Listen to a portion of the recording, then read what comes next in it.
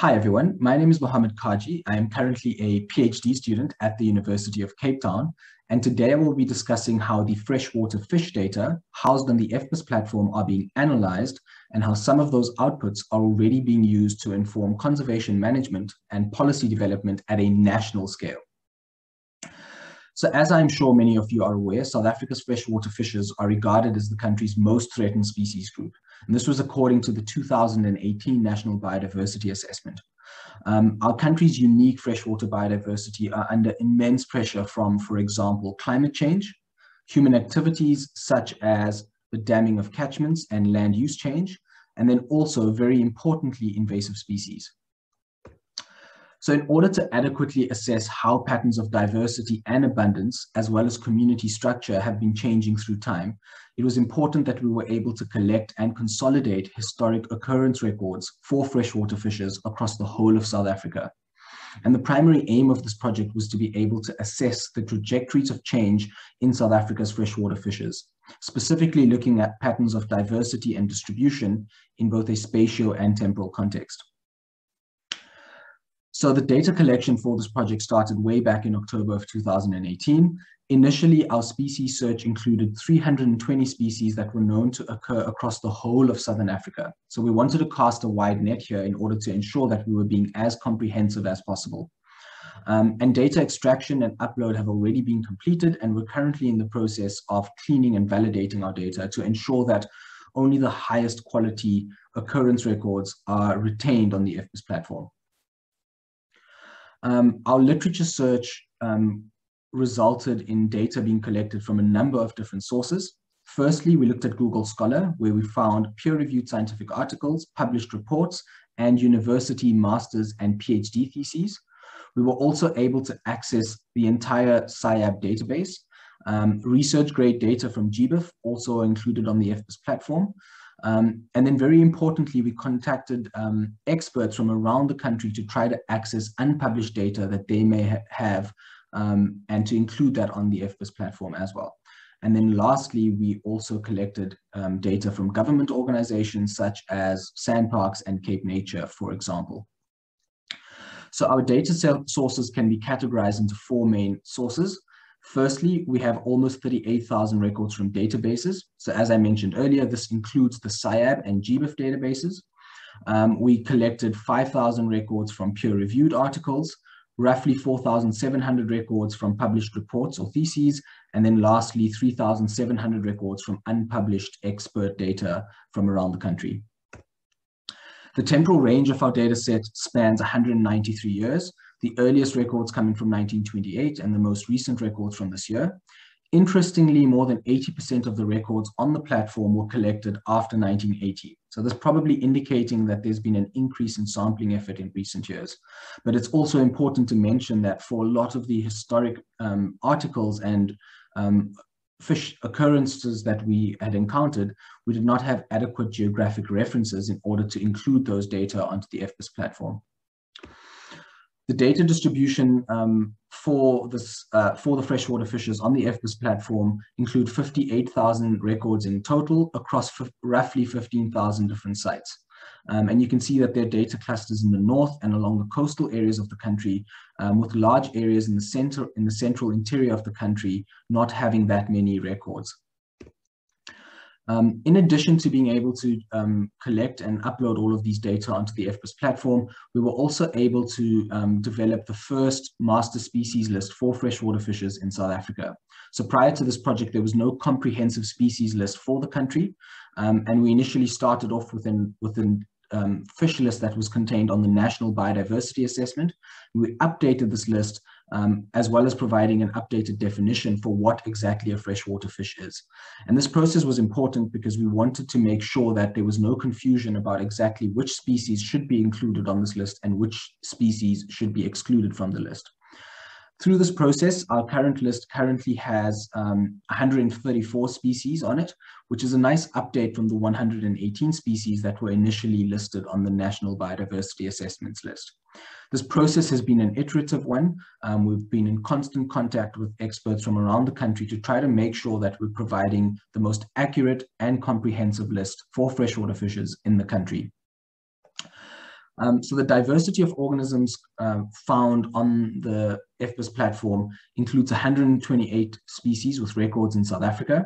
105 of these are native species, and the country has 23 non-native species in the country. Interestingly, 6 species on our master list did not return any data, but were retained on the master list after expert consultation. And then it's also important for us to mention that no undescribed taxa were included on either the master list or on the FPS platform.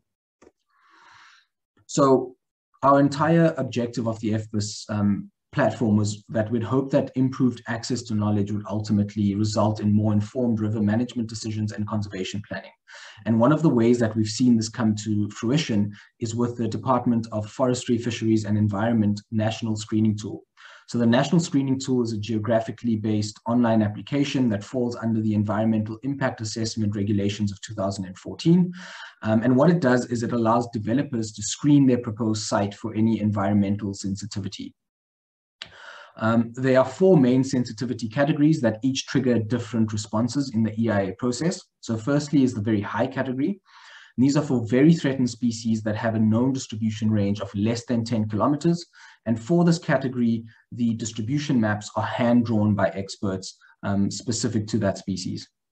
The next category is the high category, and these are for threatened species that are known to occur in an area because we have occurrence records for them post-2002. The third category is the medium category.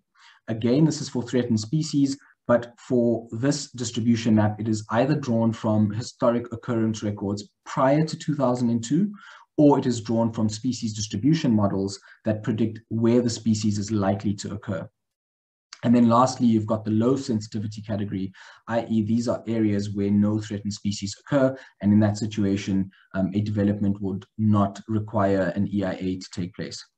So how this would work in real life is you would have river systems where a suite of different species would occur, some being categorized as very high sensitivity, some as high and some as medium. And if a proposed development were to occur in one of those areas, then that should in theory trigger an environmental impact assessment where experts will then go into the field to try to confirm whether those species occur in those areas or not. So how are the FPS data being used in the Department of Forestry, Fisheries and Environment Screening Tool?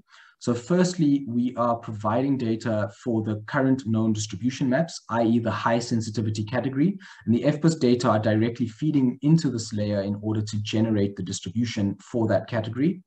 And then secondly, for the medium sensitivity category, our FPS data are being used to develop the accurate species distribution models where potential habitat will be flagged. So we were able to do this for all threatened freshwater fish species in the country. So that's roughly 30 species where we were able to provide data for both the distribution maps as well as the species distribution models. An example of how this would look in real life is for Barnard's rock catfish, which is regarded as an endangered species. What you're seeing on the left of your diagram are the occurrence records that were pulled off the FPS platform and that are going to be used in order to draw the distribution map for that species. These data were then taken and fed into the species distribution modeling program that we've developed, along with a whole host of environmental and hydrological variables to produce a probability of occurrence map for that species. So this probability of occurrence map indicates areas where the species is more likely to occur and areas in blue where the species is not likely to occur.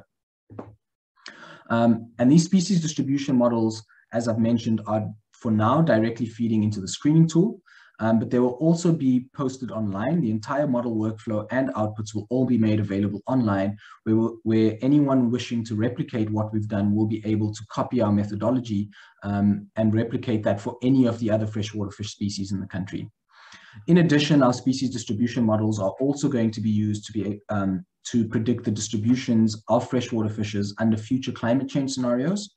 And then lastly, we're hoping that our models will be used to guide future monitoring and sampling efforts. And so one of the examples of how this is already taking place is for the Clan William sandfish, one of the threatened species that are currently being worked on at the Freshwater Research Center, is the models that we've developed are now feeding into some of the planned sampling efforts that are going to take place to try and more accurately map the distribution of the species. So in conclusion, our FPS fish data currently contains more than 50,000 records across the entire country. We were also able to provide the country with its first comprehensive fish species list. The data that we've managed to upload on the FPS platform and the associated outputs are already being used in real life situations at a national scale. And all of this just highlights the importance of adequately housing and storing river biodiversity data on a platform that is both online, easy to use, and open access. Thank you for listening to my talk, and I look forward to taking some of your questions towards the end.